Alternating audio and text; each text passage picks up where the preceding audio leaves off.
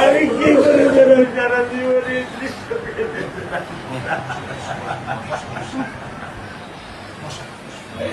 আমার এই দৃশ্য আমি কি দিয়ে পূরণ করবো?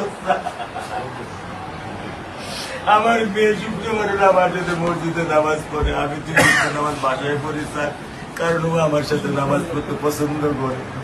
সবচেয়ে আগে যেটা এই মুহূর্তে আমরা করতে চাই সেটা হচ্ছে যে এই অন্যায়ের সাথে যে জড়িত তার বিচার আমরা আগে করতে চাই। নামাজ আমি ওকে নিয়ে স্যার আমার বাসায় পড়ি স্যার।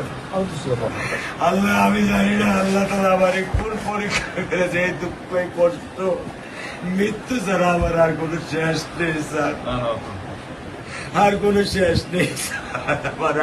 এই মেয়ে লেখাপড়ার দায়িত্ব মাননীয় প্রধানমন্ত্রী নেবে। তো আপনাদেরকে শক্ত হতে হবে, তাই না? আপনার তো বড় মেয়েটা রয়ে গেছে, এখন তো ওর জন্য আপনাদেরকে শক্ত থাকতে হবে।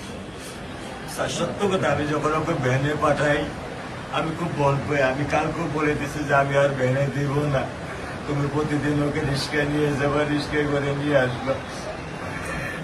আমি ক্লান্ত স্যার, 10 বছর বয়স থেকে স্যার অবহেলা পেতে পেতে পেতে পেতে স্যার আমি আর নিতে পারতেছি না স্যার। আল্লাহ আমার ভাগ্যে দিচ্ছে, আমি কি করতেছি কি করব?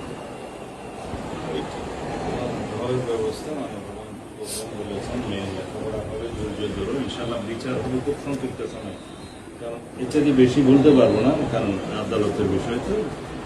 আমরা চার্জশিট দেবো ইনশাল্লাহ এই 24 ঘন্টার মধ্যে। আমি সত্য কথা বলি,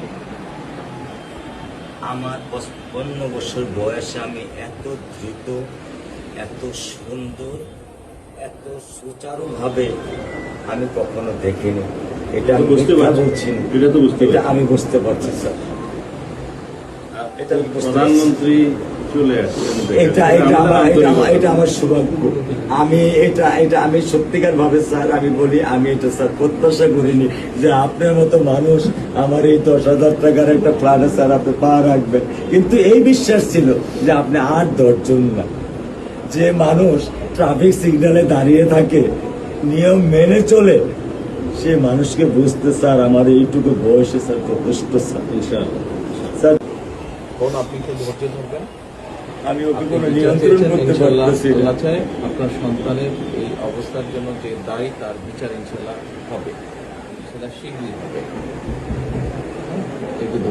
আর মালিক যে আল্লাহ তাআলা মালিক, ওনার কাছে সাহায্য চান, আল্লাহ রহম করলেন সব কিছু দিতে। মানুষ হিসাবে আমাদের যেটা করার আমরা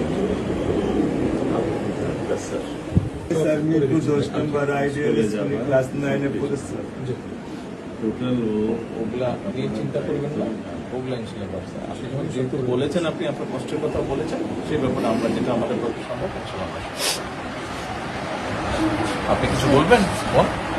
না, আমার স্বামী যেটাই বলছে যে আমার চাওয়া স্যার, আপনি আমাদের একটু মেহরবানি করে আমাদের খেয়াল রাখবেন, মেহরবানি করে দেন। আমরা প্রথমে সবচেয়ে আগে যেটা এই মুহূর্তে আমরা করতে চাই সেটা হচ্ছে যে এই অন্যায়ের সাথে যে জড়িত তার বিচার আমরা আগে করতে চাই, তার বিচারের ব্যবস্থা আমরা আগে করতে চাই। এইটা আমরা আগে প্রথমে করতে চাই। আপনাদেরকে শক্ত থাকতে হবে, ধৈর্য ধরতে হবে, ওর দিকে তাকে শক্ত থাকতে হবে। এক সন্তান আল্লাহ নিয়ে গেছে, আরেক সন্তান আপনার কাছে আছে, ওর কথা মনে করে আপনাদেরকে শক্ত থাকতে হবে, ওর দিকে তাকে। ঠিক আছে?